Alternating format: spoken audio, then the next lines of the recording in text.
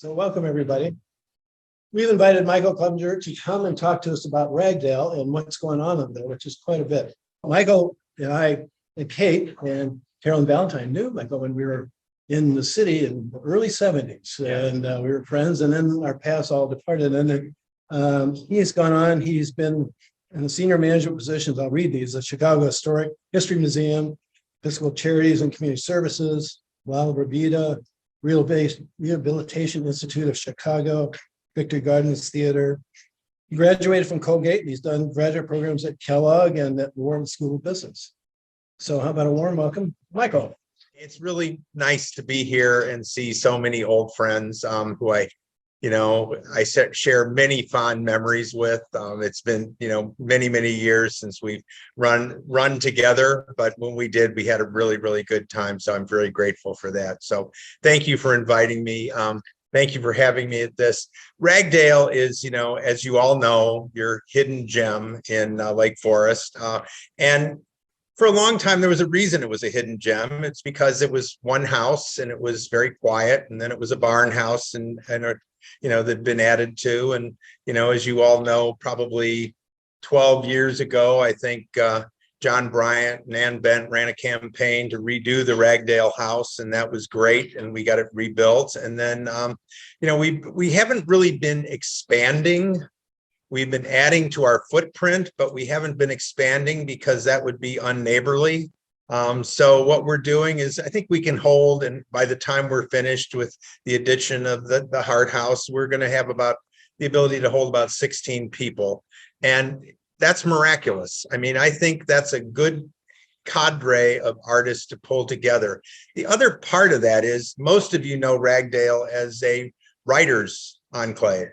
And it is so much more than that today, thanks to a nice gift from the Morrison Shearer Foundation we built, and the cooperation of the city. Thank you.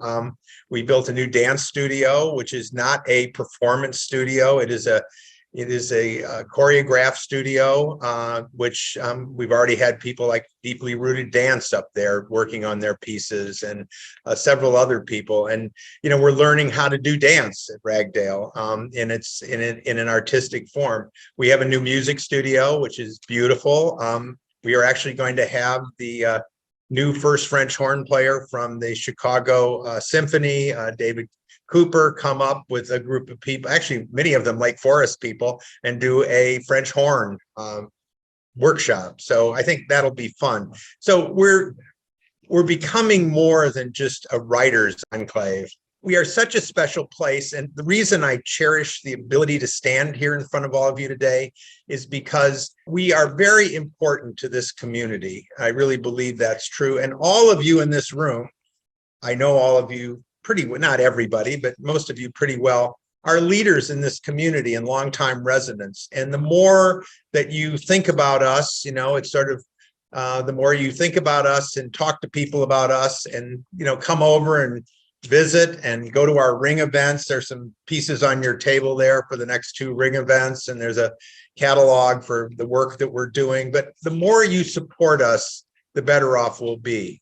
We've had a successful campaign to date. It's like $4.5 million towards 6.5. So we're getting where we need to go. And thanks to Deborah Pousset, who is our director of development, and Susan Licano, we're doing really, really well there. But my goal is on all this is to make us as user-friendly as possible, sort of like my very dear friend Brenda Dick did over there for Gordon. It is, we want to be the best we can be, so that when you are here and your neighbors are here and you think about Lake Forest, you think about Ellowa, you think about Gordon, you think about Melody, and you think about Ragdale. You think about the prairie, and you think about the gift that all the families in this community give to each other to make this a better community, because they really do. This is a very supportive community. It takes care of its property. It takes care of others. And I think we add a soupçon of interesting people who come to us and work with us. And I know you do a book club, so come and do one there. We'll set it up for you, and we would love to reach out to the broader world in terms of what we're doing. So I'm going to let Roland Kula, who really has been, he is one of the artists who was transformed by Ragdale. He has transformed Ragdale for us. It is truly because of Roland's abilities in terms of project management, construction, thoughtfulness, artistic integrity that we are where we are. But I'm going to introduce Roland because he gives the best overview of Ragdale of anyone I know. So, Roland Kula. I was just thinking, my first residency at Ragdale was in 2000. So I've been there for 22 years, which is just about half of the existence of Ragdale, which is 46 years. So, and I've been there as a resident 3 times. I was on the board for a dozen years. I was involved, I think, in every construction project that they had. When we came time for Ragdale House, I volunteered to do the wallpaper, so I hung it. But if you hang it, you get to pick it. So got to do that. And they dusted me off about 1.5 years ago. So I came back out to serve as project manager while they built the new studios. And then Michael came and said I couldn't leave. So let's go back to the beginning on this. And Howard Van Doren Shaw, 1897. Howard is 28 years old. His father gives him, was either $5,000 or $10,000 to go buy some land in Lake Forest with Dr. Davis and the Castleberrys. And they took the pretty wooded part. He took the old farm. But he built Ragdale. And it's probably one of the best examples of an arts and crafts house in America. There are some very famous ones in England, but they were actually built after he built Ragdale. And there were designers like Boise who were doing wallpapers and stuff, and those are the papers he had in his house, which we put back in when we were able to restore it. Not only did he do the house, but he also took the 1839 cabin or house that was on the property, which is the oldest house, brick house in Lake County, and then built a barn complex around it, which is the gentleman standing there with the horses. And in between the two of those, he built this very large garden, sort of a whole green room. The whole thing was enclosed with arborvitae and arborvitae at the nodes, but it wasn't really a formal garden. It was more like a kitchen cutting garden on steroids. And you also see on the far left, the grape arbor that ran at the east end of that garden, all the way from the kind of our parking lot over to the lane, 140 feet. So the garden you see today is really only half of the original garden. And we were just before that, I'm getting into the future, but anyway, we were just before the Historic Commission last Wednesday. And hopefully this summer, we will be rebuilding that arbor to reestablish the footprint of the garden and start work on restoring that part of the garden. So, of course, it was their summer house. They used it for 6 months of the year. And they were also traveling. We'll have a little more about their ring later on. But in 1912, Shaw built what he called the Belvedere, which is now the kind of the backyard of the Hart House. And you see Wogden in the distance. That was the cabin he built for his wife, so she could go write plays and get away from the phone in 1915. I think as we dust that off and open it up again, we may have to have a box outside where people can put their phones before they go in. And here you see a performance in the ring where the audience sat down in the circle, and then the performance was up kind of on the stage, and they had wings of arborvitae back so they could perform with a whole lighting system and all the rest of that. And we'll have a little more on that, on how that happened later. But you had, Carl Sandburg was up, Vachel Lindsay, Harriet Monroe, who founded Poetry Magazine, was a good friend. So all those connections, were happening at Ragdale. 1926, Shaw dies. He's only 57, but he did probably about 200 projects in his 30-something career. Very varied. He did high rises, he did factories, he did company towns, he did churches, he did clubs, plus all the magnificent houses he did up here, houses in Hyde Park, really houses all around the country. And he was the first architect in the Midwest to win the AIA gold medal that he received just as actually on his deathbed. And when his wife told him about it, Evelyn and John McCutcheon had an island in the Caribbean, and he designed a lighthouse for that island. And so he was coming back from the lighthouse. I think he was in Baltimore, and finally he was very ill and died. But when his wife told him about the AIA award, he said, pleased, and that was his last word. So Francis lived until 1937, and similarly stayed in the summer house, and then she had an apartment that they lived in the city that Shaw had designed. And so when she died, the property was divided 3 ways.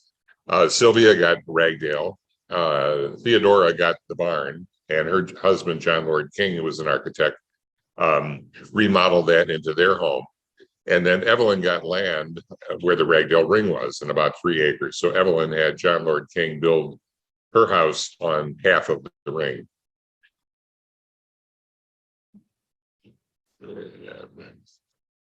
I'll move this down. Okay. The family was an artistic family.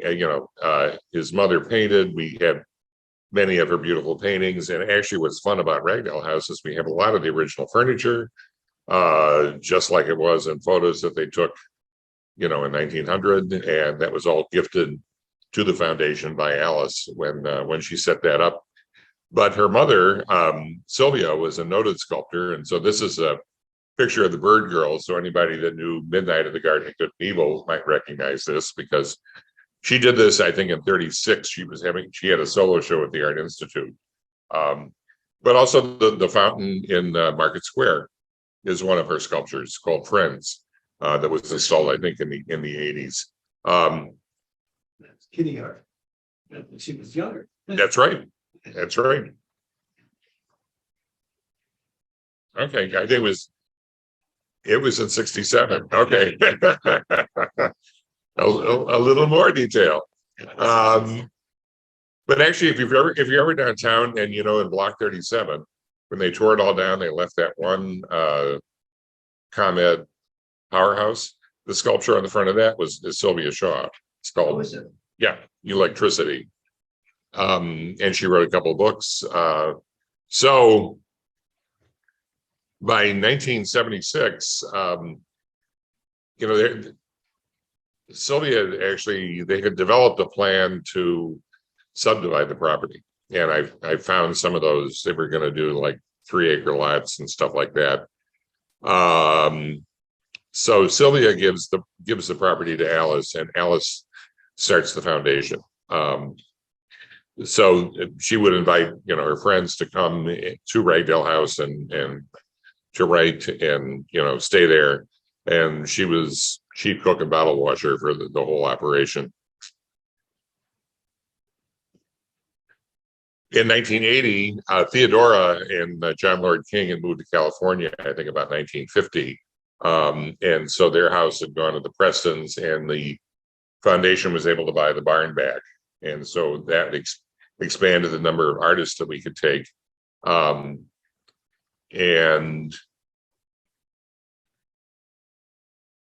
I'll move my data here.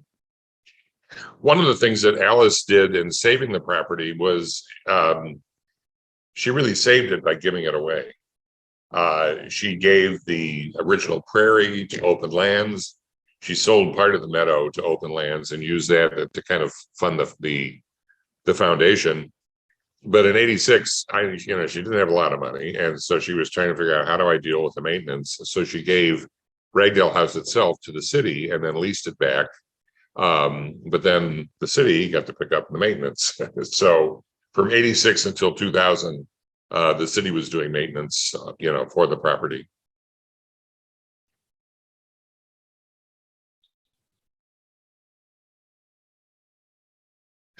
Then in 1991, I think somebody else donated some barnwood. I was just talking with Sylvia Brown, who worked there for many years and just passed, about the Friend studio. And she was saying, yeah, we got this barnwood and it was all full of worms. So anyway, But they still managed to make a double studio out of it called the Friends Studio in honor of Sylvia and Dorothy Halliburton. And when we built the new studio, it replaced this building, which had limitations in terms of what it can handle, particularly for accessibility, because people can't go up circular staircases very well and that sort of thing. But Chris Halliburton, Dorothy's son, is still alive in California. And when he heard about it, I think we're going to take the weathering that was on top of it, and we're kind of working on a memorial Friends bench to kind of keep the spirit of the Friends alive that will land somewhere in the garden, hopefully this summer. So we'll see how that goes. Then in 2001, Ragdale secured a 99-year lease on the property. So the foundation with that picked up, there was a little transition period that basically picked up the maintenance and all the capital expenses, and really kind of started work on a number of projects. In 2005, the first accessible studio was added, the Chandler Studio, in honor of Chris Chandler, Chris and Harry. And the conference room was redeveloped. And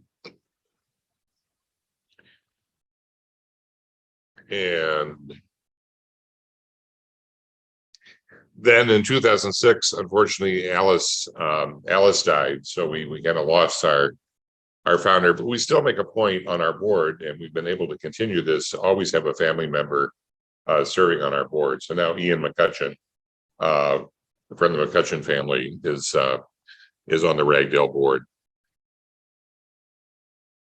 In 2007, Sylvia had built, she had John Lord King design a studio for her out in the meadow, which she used for her sculpture.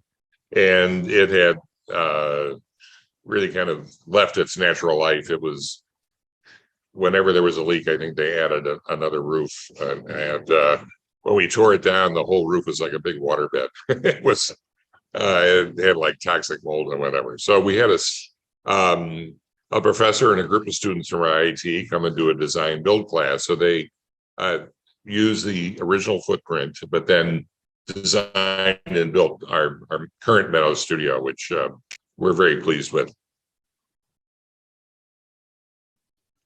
Then in 2012, we had the big guy. I think there's shabby chic, and then there's just shabby. And I think Ragdale had kind of gotten to the point of just shabby.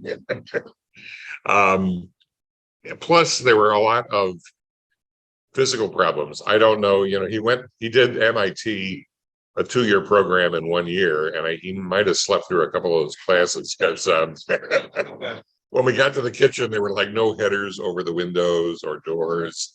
And he kind of, when he added the wing in 1909, where his mother's room was, they kind of toenailed these beams into the siding of the house, and then of course cut through for all kinds of plumbing. So, we had to like start at the basement, jack everything up, and then try to rebuild things that looked in the same profile without, messing it up. But we were also able to, in addition to taking the first floor back to its original look, we kind of aimed at 1926 as last year, because we didn't want to have to recreate the paper from the dining room, and discovered, in addition to Ragdale blue, he also had a Ragdale green, which is what he had painted the dining room, because we went back and did all the paint removal. The dining room was especially exciting the day I was there. It was a summer house, so there was no heat. And in, I think about 1942 or 43, Sylvia decided to live there full time. So she added a furnace. Well, the thermostat for the furnace was in the dining room. And I remember the day we took the thermostat off, and there was a piece of the original wallpaper underneath the thermostat.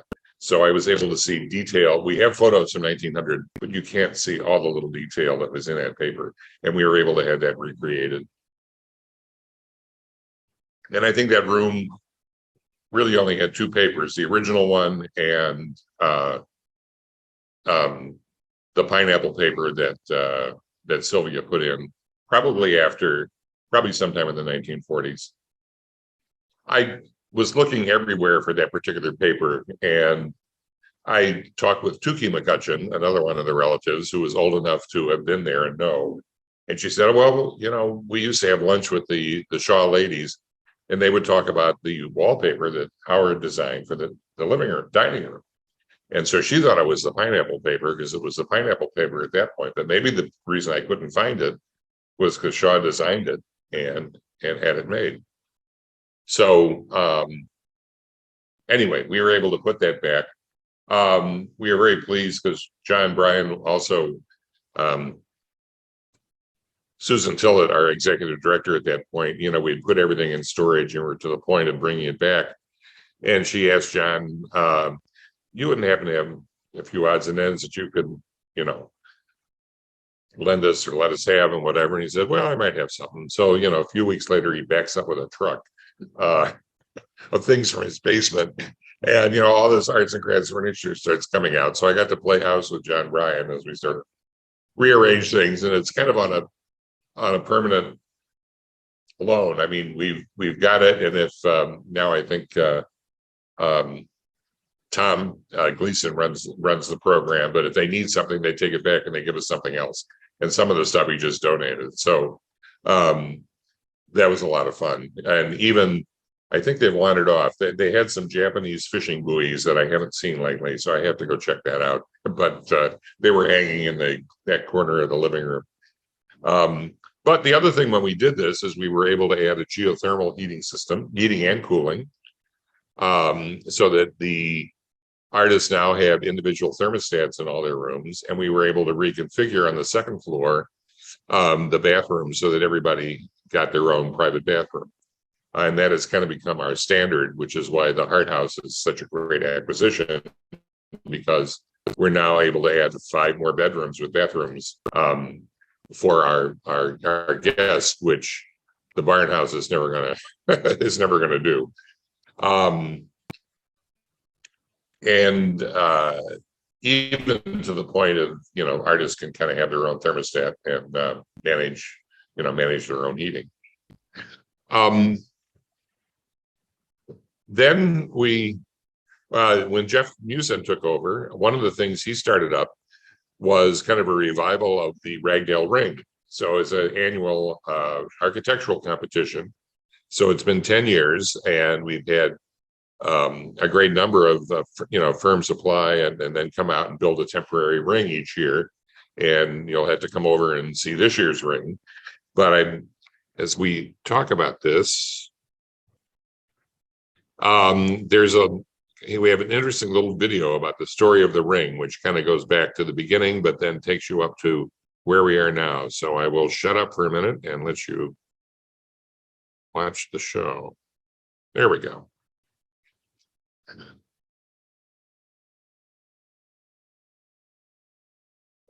in the summer of 1908 when Howard Van Gordon Shaw and his wife Frances took their daughters, Evelyn and Sylvia, ages 15 and 11, on their first family trip to Europe.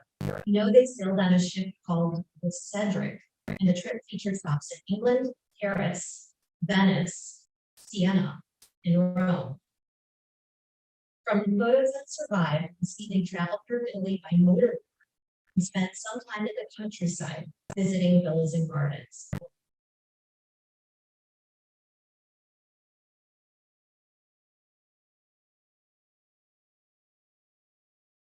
At some point, they must have learned about the 17th century Villa Gore, with its mysterious gardens located just outside the medieval town of Siena, and decided to visit it.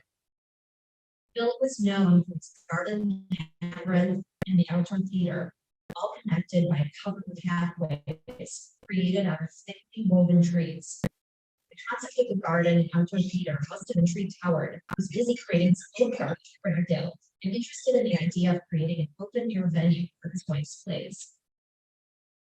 The interior of the house, seen here, is filled with Renaissance and Baroque antiques, unfortunately no longer exists. The villa was mistakenly bombed in World War II by the Allied forces, who intended to destroy the nearby Sienese train station, which had been taken over by the German army. The facade of the villa, and luckily the garden, weren't damaged in the bombing, and the rest of the house was later rebuilt. The exterior of the villa has two great tunnels. One is perpendicular to the facade and leads to a circular labyrinth made of boxwood, and the other, almost 400 feet long, extends outward inside of the villa and culminates in an egg-shaped theater made of trees and hedges. The tunnels were made from holm oaks, masterfully pruned and trained to interweave into an overhead archway, creating a dark, cool space on a hot summer day. The long walk out to the theater would have provided an intimate, liminal space for 17th century audiences to enter into the other world of the theatrical performance. From the middle of the tunnel, the open space of the theater is seen as a dazzling light at the end. A little closer, and the pool of bright light comes into focus as the audience descends down a few steps onto a swirling arabesque pavement filled in with colored gravel. The stage is set in the elevated half of the ellipse and has 4 sets of wings made out of hedges. The whole theater is surrounded by holm oaks, and one large cypress tree provides a focal point at the top of the ellipse. I imagine that Howard must have been enraptured by the transformative space of the Lagore's outdoor theater. By creating his own version of this concept, he could unify his skills in architecture with his family's talents in acting, poetry, playwriting, and music. The theater would become a centerpiece for Ragdale, which was already becoming a sanctuary retreat for the family's creative friends. Once the Shaws returned home from Europe, Howard immediately began building the garden and theater, planting the trees and hedges into what would become the Ragdale Ring. 4 years later, in 1912, the ring was finally ready for its first performance. John intended to recreate the Lagore's tunnel effect for Ragdale by having the audience start their journey to the ring with a columned entrance to the garden. The path is lined by arborvitae trees, and once the attendees crossed the alley, the last 50 feet of their journey took them under a bleached alley made from hawthorns, providing a similar effect coming out of the tunnel into a leaded space. Unfortunately, this part of the ring no longer exists. We know from Francis's writings that Howard had a difficult time getting the trees to interweave. Like its Italian counterpart, the audience area is 3 feet below the stage level and surrounded by a retaining wall. The raised stage slopes gradually upwards with wings made of densely planted arborvitae. Shaw's ring is also very much its own creation. Possibly under the influence of landscape architect Jens Jensen, who is known for his council rings, Howard changed the oval shape into a large circle with a retaining wall 70 feet in diameter. He discarded the Baroque arabesque ground picker and instead positioned the dramatic emphasis overhead with a sophisticated lighting system. Some 50 amber-colored Chinese lanterns fitted with electric bulbs, typical of contemporary local fairgrounds, were strung on wires around the ring. The stage was lighted with floodlights consisting of metal troughs containing 12 60-watt bulbs in combinations of red, white, blue, or red, white, green, and were located behind the ornamental columns, behind the 3rd row of wings, and in the shrubbery in the back of the stage. The 24-foot wide and 90-foot deep stage had 3 planes of light, each potentially imbued with different lighting combinations. All the lights were controlled by a dimmer, so any part of the scene would be changed gradually from darkness to light. Electric lighting had only just arrived at Ragdale 5 years earlier, so Shaw's lighting effects were a mesmerizing highlight of every performance. Even Frances jokingly recognized her husband's prowess, referring to him with a capital H, master of the sun, moon, and stars, by a turn of his wrist. The ring's secluded, intimate space offered a magical alternate reality for the lucky audience members. The ring held many successful events, some even with audiences of up to 300 people. Frances was the playwright, convincing her children and friends to participate. And her plays had titles like In the Pasha's Garden and The Heir of Manville Grange. Poets Carl Sandburg and Vashel Lindsay were friends of the Shaws and are said to have attended plays at Ragdale Ring. Harriet Monroe, friend of Francis Shaw and founding editor of Poetry magazine, is said to have brought William Butler Yeats for a ring performance when he visited her in Chicago. After Howard died in 1926, the ring was seldom used, and in 1937, Shaw's daughter Evelyn and her husband John T. McCutcheon built a home on the site, partially destroying the ring. After a long hiatus, in 2013, Executive Director Jeffrey Musin launched an international competition to reinterpret Shaw's ring as a temporary experimental environment. This annual competition provides artists, architects, and designers a unique opportunity to devise and construct a performance venue and gathering place on the historic Ragdale campus. Each summer, the ring is filled once again with world-class performers who entertain their audiences with music, storytelling, puppetry, dance, and more. The evenings are filled with warmth and a sense of community. As Francis Shaw once said, the only villain in our performances is the weather. Hopefully, this year, there will be no villains.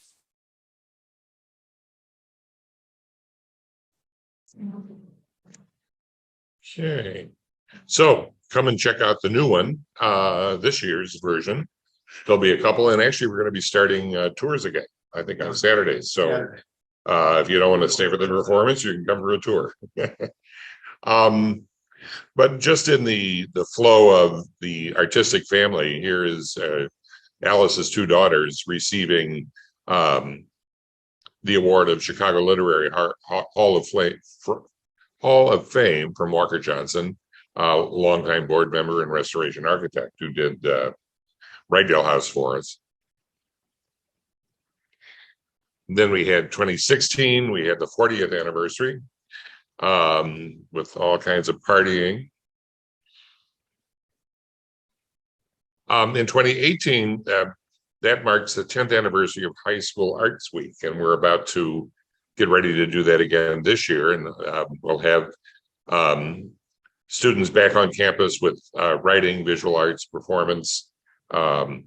And it's fun to have some more places for the kids to work as we move around the grounds, which gives them more opportunities.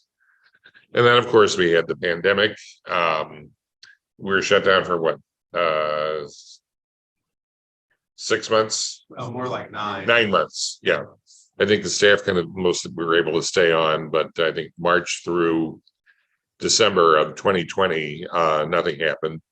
And actually, I came back in January of 2021 because they were getting ready to build the new studio. So I kind of came to project manage that, and they just were starting back with 2 artists at a time. And Linda, the cook, would kind of drop a bag off by their door each night of dinner. And we were very pleased that now we're back up to almost full strength.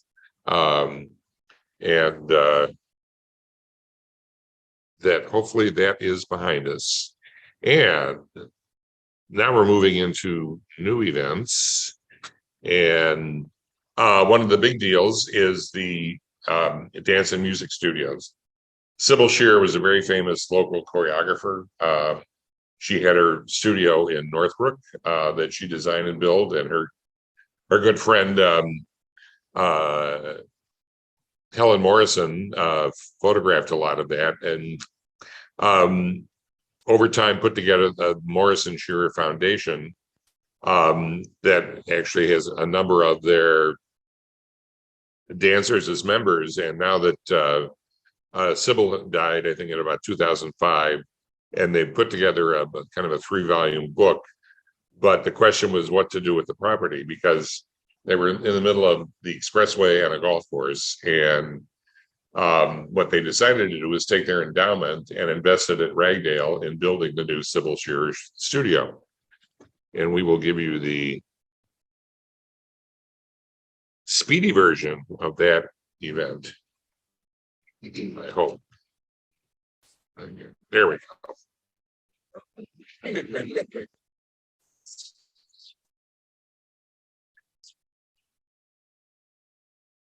It mirrors her love of nature. It has windows that look out just as those in the old studio did. The space is much larger. There's a prairie that you can look out on. And this would be very pleased to see it there. There are not that many dance residencies that are really well equipped with a space that's really right for dance. There are places where people can go in my type of way, but it may or may not have what's needed in terms of the studio space. So it's pretty great. The studio provides that bucolic environment for it. And in combination with Ragdale's fellowship program, it becomes a working environment as well. So that gives us a whole new discipline to play with, which is a lot of fun in a gorgeous facility. It's also, both of the new studios are accessible. So people with disabilities can stay in them. So now we have 3 accessible studios, which has also prompted us to start rebuilding all our paths and turning them from wood chips to this crushed gravel that make them accessible. And then another big event in 2021 was the addition of the Hart House, thanks to Rob and Kitty. December 29th, we took possession, and you see the Ragdale ring, the curve of it in the front. But we are working to be able to house, just as at Ragdale House, 5 artists there with their own private baths. With the being semi-public, we're just finishing with the sprinkler system and a fire alarm system, but I managed to do that so we didn't destroy the lime green kitchen. We went in the back hall, and so as we speak, and we just actually power washed the roof, which looks really good.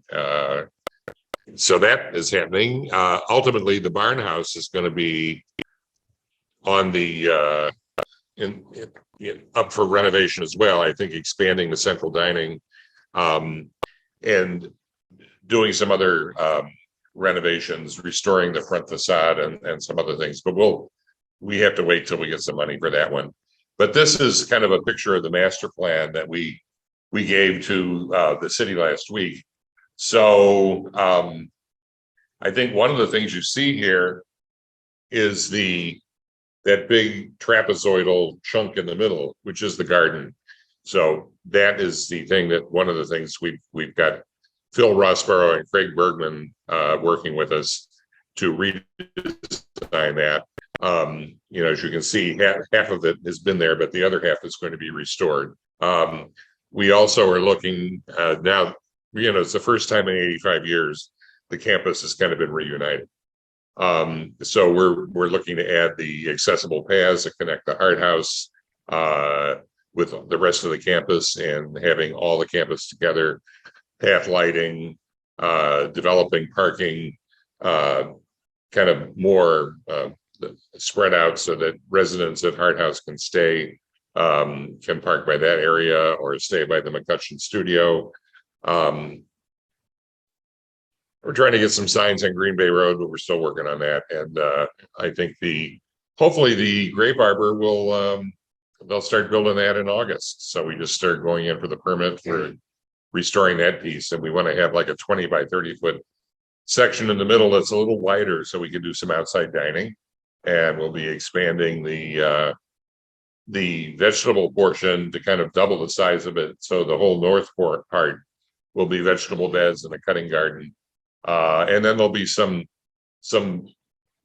lawn areas that will be kind of open for programming of whatever the artists may want to do.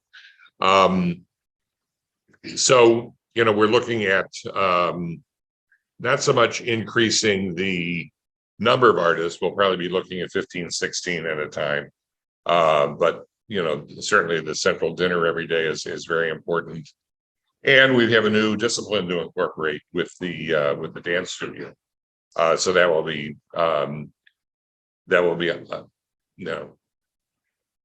part of the whole mix as well. And I think that's end of my comments for now. Any questions? Anybody have any? Yes. How long is the average residency? I think the standard residency is either 18 or 25 days, and we usually would have 12 a year. So it's like once a month we'll get a new group of residents, and then sometimes we have special themed residencies, and those might be a shorter stay, maybe a week or a weekend, depending. So I hope you will all come to visit.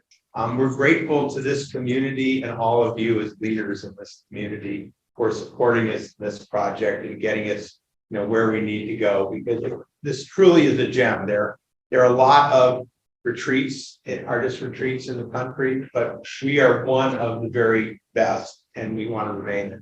So, and thanks to people like Jill, our board member, who is here. Thank you, and thank you for having us. Thank you. Really appreciate it.